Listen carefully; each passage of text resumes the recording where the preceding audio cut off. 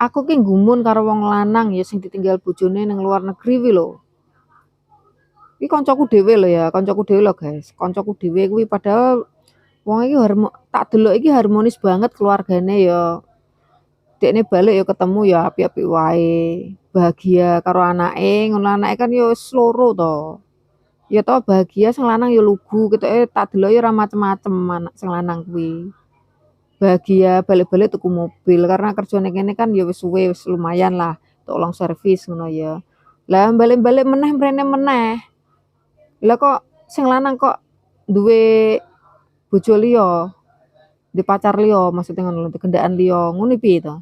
Jane ngono piye to, bojomu iki kerja ning kene iki ya tenanan, maksudnya wong lunga meneh ya bukan karena pengen golek kesenengane dhewe iki ya ora. Ya kepengin memperbaiki meneh, maksudnya golek modal usaha ngono lho ya, kena ya wis duwe omah, wis duwe mobil, barang kok